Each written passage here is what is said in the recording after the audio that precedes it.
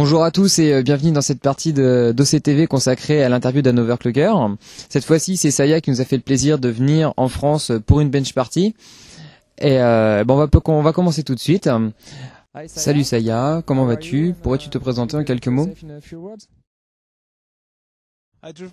Salut Troufman, malgré le peu de temps pour dormir ces derniers jours, je vais bien. Je suis content d'être ici, je représente Cellshock pour qui je travaille maintenant.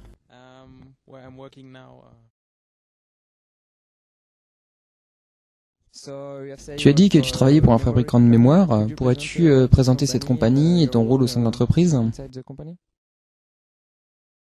Bien, comme la plupart d'entre vous le savent, j'ai une grande expérience de l'overclocking et je fais partie de cette communauté depuis une paire d'années maintenant, même si je ne suis pas un grand overclocker moi-même, mais je connais beaucoup de choses au niveau du matériel. Oui, MSC est l'entreprise mère de Cellshock, entre autres, et Cellshock est la filiale haut de gamme où nous faisons les mémoires pour l'overclocking maintenant. Je fais tout ce qui touche au support technique, à la recherche et test du matériel en gros. Pratiques-tu l'overclocking depuis longtemps maintenant?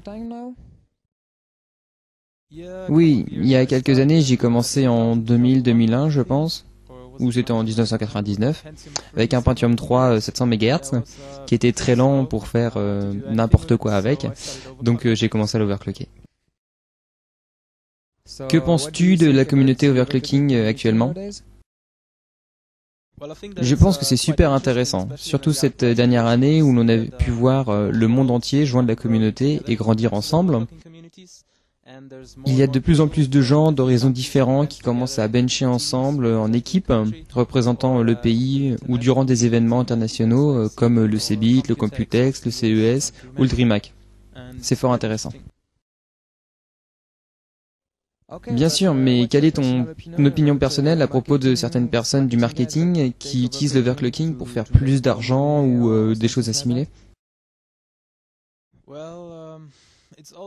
Bien, c'est toujours difficile de trouver un mélange entre le marketing et supporter la communauté overclocking. Que dans la plupart des cas, malheureusement, cela prend un chemin un peu trop marketing. Comme vous pouvez le voir avec certains représentants de grosses compagnies, ils ne connaissent actuellement rien à l'overclocking. Je pense que c'est bien dans un sens, notamment l'année dernière où de plus en plus d'overclockers ont commencé à travailler pour des compagnies de matériel informatique, comme moi par exemple. Cela a permis de beaucoup améliorer la situation. Est-ce que tu as encore le temps d'avoir du nouveau matériel, de le tester, de l'overclocker? Bien sûr, c'est un des bons points de mon travail, assurément.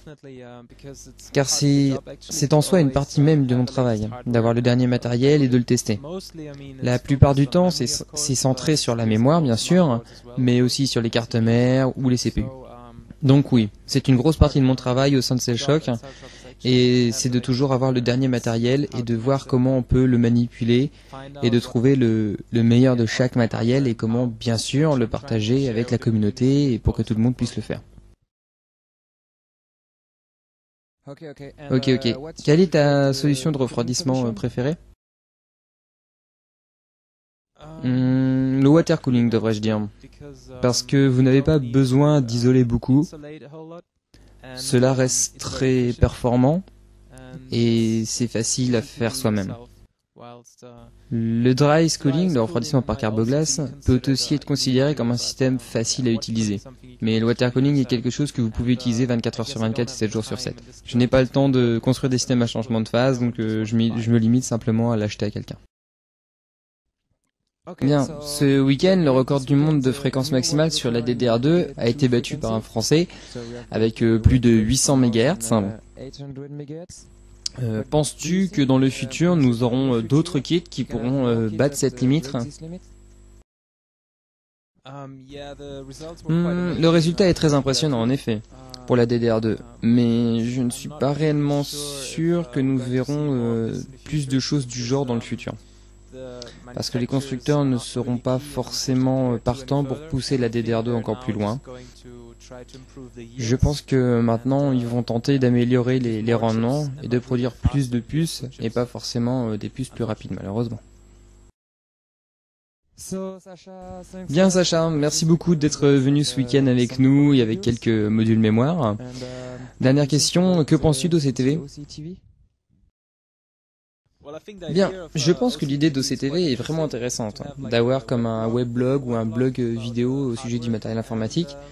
J'espère que vous serez capable de produire plus d'épisodes de façon plus récente, peut-être avec des plus petits épisodes, mais de plus grande fréquence. Je pense que cela serait très intéressant.